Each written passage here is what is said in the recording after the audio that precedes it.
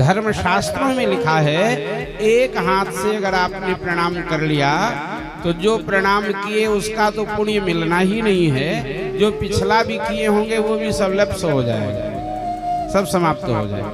प्रणाम कैसे करना है, कैसे प्रणाम करने से बचना है, प्रणाम करने का पौराणिक इतिहास क्या है, इन सभी सवालों के जवाब आपको कथावाचक पंडित सर्वेश प्रपन्नाचार्य के मुखारबिंदु से श्रीमद् भगवत कथा के प्रसंग से समझ सकते हैं। मां गंगा के तट पर बरसे प्रयागराज से संबंध रखने वाले पंडित सर्वेश प्रपन्नाचार्य ने ऐसे अनेकों प्रसंग सुल्तानपुर जनपद में आयोजित श्रीमद् भागवत कथा में सुना रहे हैं।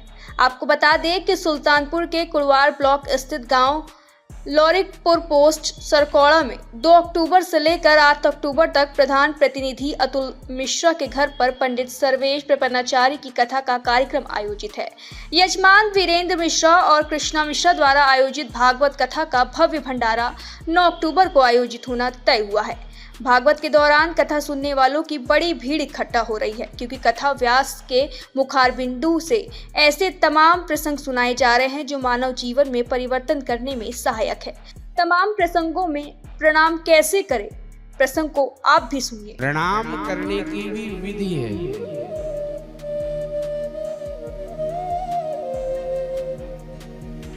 एक बड़े दुख की बात मैं आपको कह रहा हूं। दुख इसलिए कह रहा हूं कि स्वाध्याय और सत्संग से बहिर्मुख होने के कारण ना हम पढ़ रहे हैं ना हम सुन रहे हैं, तो न स्वाध्याय कर रहे हैं न सत्संग कर रहे हैं। तो स्वाध्याय सत्संग से बहिर्मुख होने के कारण प्रणाम के स्वरूप में हम लोग विधि का पालन न करके अविधि प्रणाम करते हैं, जिसका लाभ हमें नहीं मिल पाता।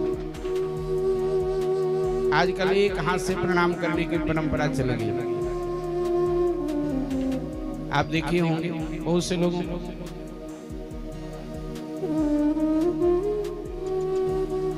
सही बात तो यह है, पैर छूते ही नहीं, घुटना छू के प्रणाम करते हैं। और घुटना तक भी हाथ जाए न जाए पता नहीं, कमर ही छू के प्रणाम करें।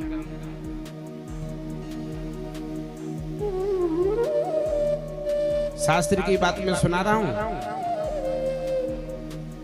धर्म शास्त्रों में लिखा है, एक हाथ से अगर आपने प्रणाम कर लिया तो जो प्रणाम किए उसका तो पुण्य मिलना ही नहीं है, जो पिछला भी किए होंगे वो भी सब लप्स हो जाएगा, सब समाप्त हो जाएगा। जन्म प्रभृति यत् किंचित सुकृतम समुपार्जितम तत्सर्वम निष्फलम यान्ति एक हस्ताभिवंदना। एक हाथ से तो भूल के प्रणाम न करो, न किसी महापुरुष को, न किसी देवता को, न किसी साधु को, न आचार्य को, न ब्राह्मण को, न गुरु को, किसी को भी नहीं। अगर हाथ से प्रणाम करने का मन है तो दोनों हाथ से करिए, लेकिन दोनों हाथ से भी कैसे करें? बायां हाथ नीचे रखें और दाहिना हाथ ऊपर रखें। बाएं हाथ से बाएं पैर का स्पर्श और दाहिने हाथ से दाहिने पैर का स्पर्श। ऊपर वाला भाग नहीं, नीचे वाला भाग, तलवे का स्पर्श होना चाहिए, अंगूठे का स्पर्श होना चाहिए। हमें उनकी रज लेनी है, चरण रज लेनी है। श्री गुरु चरण सरोज रज, रज लेनी है ना। और ऊपर छुओगे तो रज मिलेगी कि नीचे छुओगे तो रज मिलेगी? कन्यादान के समय पंडित जी यही बताते हैं कि वर वधू का पाद प्रक्षालन करना है। बायां हाथ नीचे रखो, दाहिना हाथ ऊपर रखो, जल में हाथ डुबो, दोनों के पैर में छुआओ, फिर अपने मस्तक में लगाओ। ये प्रणाम करने की प्रथम विधि है, ये प्राथमिक है। अभी मिडिल में भी नहीं पहुंचे और हायर तो बहुत दूर है।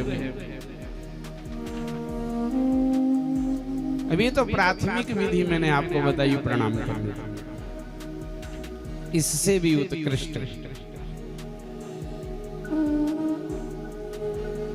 अपना मस्तक पूज्य के चरणों में रख देते। महाराज परीक्षित आज मस्तक रख करके प्रणाम कर रहे हैं। अभ्यर्च राजा सिरसा वंदे। भगवान राम अपने माता पिता को प्रणाम कैसे करते थे? हाथ से कि माथे से? पूरी कथा सुनने के लिए आप कथावाचक सर्वेश प्रपन्नाचार्य जी के YouTube चैनल पर जाकर सुन और देख सकते हैं। इस बुलेटिन के प्रायोजक हैं सैमफोर्ड फ्यूचरिक स्कूल, सुल्तानपुर का नंबर 1 इंग्लिश मीडियम स्कूल। देश दुनिया की ताज़ा तरीन खबरों से रूबरू होने के लिए सब्सक्राइब कीजिए आपका अपना चैनल NDTV भारत।